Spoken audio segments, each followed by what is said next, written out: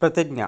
सर्वांचा विश्वास सहजी बसेल, ऐसे शुद्धशील वागेन मी.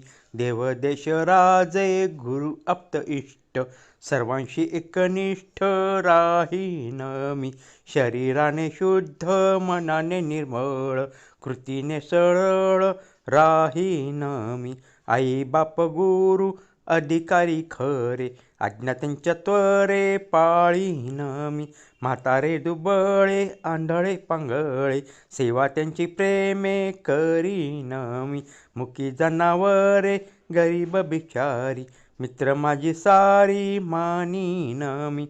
योत संकटे कामेही कठीण, मनाने प्रसन्न राहीन मी.